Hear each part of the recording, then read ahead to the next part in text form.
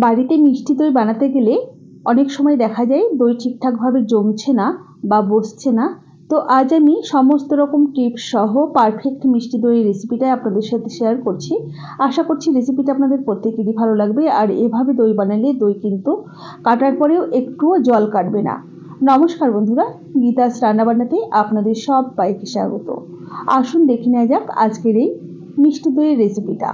দই বানাবার জন্য আমি ডিপ ফ্রিজ থেকে 2 প্যাকেট দুধ বের করে ঠান্ডা কাটাতে দিয়েছি। এদিকে গ্যাসে একটা কড়াই বসিয়ে দিয়ে দিচ্ছি 2 চা চামচের মতো চিনি। এখন কিন্তু চিনিটা অল্পই ব্যবহার করলাম, পরে আবারও ব্যবহার করব।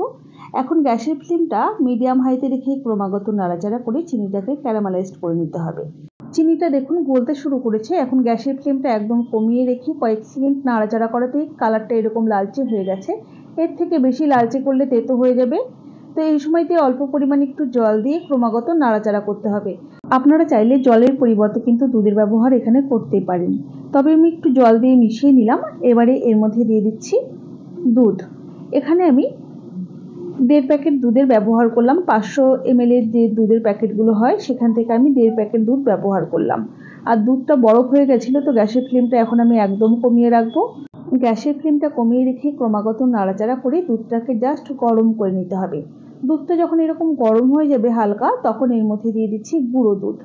গুঁড়ো দুধ কেউ চাইলে না দিলেও চলবে, তবে দিলে দুধটা বেশি তাড়াতাড়ি কিন্তু ঘন হয়ে যাবে আর টেস্ট কিন্তু বেড়ে যাবে। তো এখানে আমি 3 চা চামচ পরিমাণ গুঁড়ো দুধ দিয়ে খুব ভালোভাবে মিশিয়ে নিচ্ছি।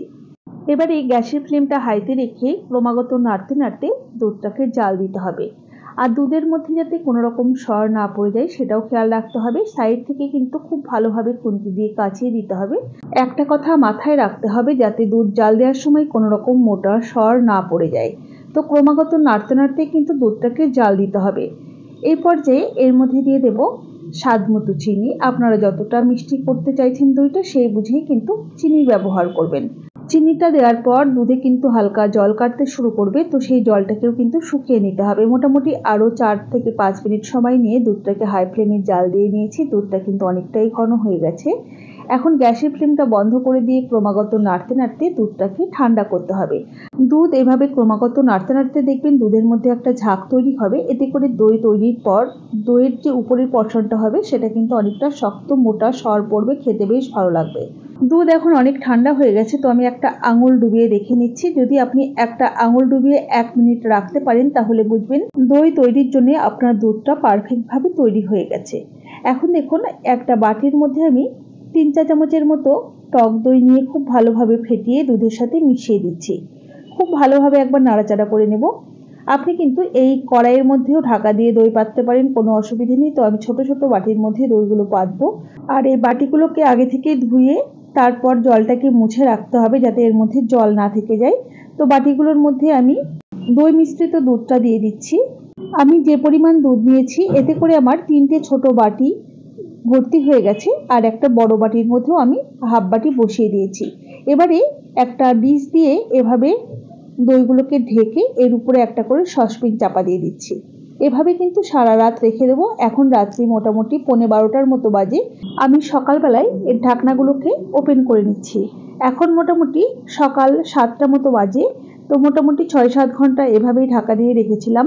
দেখুন কি সুন্দরভাবে দইগুলো আমাদের জমে গেছে, একটু কিন্তু জল কাটেনি উপর থেকেও। আর দেখুন এভাবে উল্টো করে দিলেও কিন্তু দইটা পড়ে যাচ্ছে না। একদমই খুব সুন্দর পারফেক্টভাবে দইটা আমাদের বসে গেছে। এবারে দইগুলোকে কিছুক্ষণের জন্যে মানে 2-3 ঘন্টা ফ্রিজে রেখে দেবো, তারপর পরিবেশন করে দেবো। আমি আপনাদেরকে একটু দই কেটে দেখিয়েও দিচ্ছি। দেখুন দই কাটলে কিন্তু বেশ কিছু সময় রাখলেও কিন্তু এর থেকে জল কাটবে না। একদম কিন্তু দোকানের মতো পারফেক্ট দই বাড়িতেই জমে গেছে বা বসে গেছে। আমার এই দইয়ের রেসিপিটা আপনাদের কেমন লেগেছে অবশ্যই আমাকে কমেন্ট বক্সে কমেন্ট করে জানাতে ভুলবেন না যেন। ভালো লাগলে অবশ্যই একটা লাইক করবেন আর বন্ধুদের সাথে প্রচুর প্রচুর শেয়ার করবেন। চ্যানেলে নতুন বন্ধু হলে পাশে থাকা বেল আইকন সমেত চ্যানেলটিকে সাবস্ক্রাইব করে নেওয়ার অনুরোধ রইল। তাহলে আজ এই পর্যন্তই। সকলে ভালো থাকবেন, সুস্থ থাকবেন। হাজির হয়ে যাব নতুন কোনো রেসিপি নিয়ে। ধন্যবাদ।